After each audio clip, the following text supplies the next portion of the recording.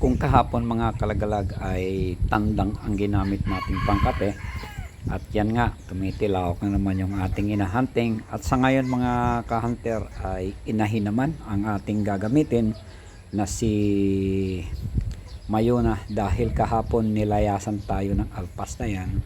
At sa pagkakataong ito mga kalagalag ay magpapakita sa atin ng alpas. So ayan na siya mga idol.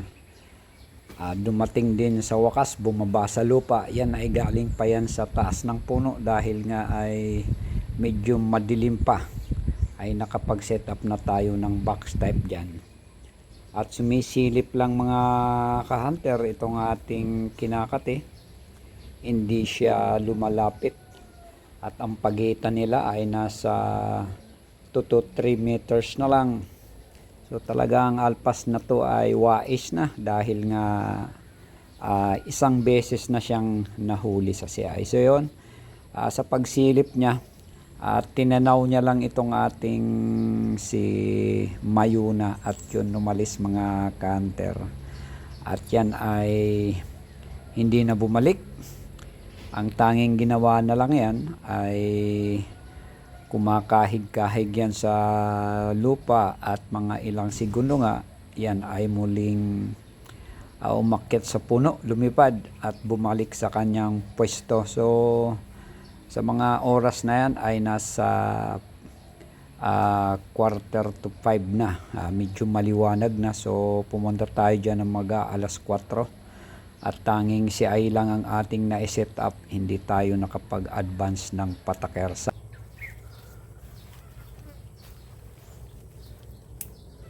Napalapit natin mga kalagalag yung alpas na kinakati ko dito lang sa likod bahay. Nung nakaraan, sinahod natin sa dupuan gamit si bonsai, pero hindi siya lumayo. At ngayon nga, inagahan ko, sinitapang ko ulit mismo dito sa kanyang dinadapuan. Hindi na siya umaalis dito. At yun, sa wakas nagpakita sa atin, pero kunting distansya na lang kay Mayuna. So nandito si Mayuna, nandyan nilang ang alpas.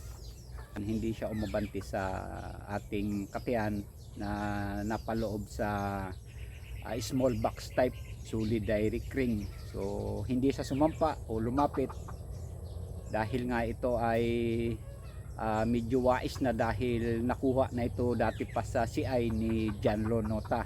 So ngayon hinahunting natin para mahuli ulit, at ito ay pangatlong pagkakataon na natin pag attempt sa kanya, pero hindi talaga natin siya mapalapit. At sana sa pang-apat mga kalagalag ay makuha natin. Gagamit ulit tayo ng inahing si Mayuna, at mag-advance tayo ng pataker sa unahan.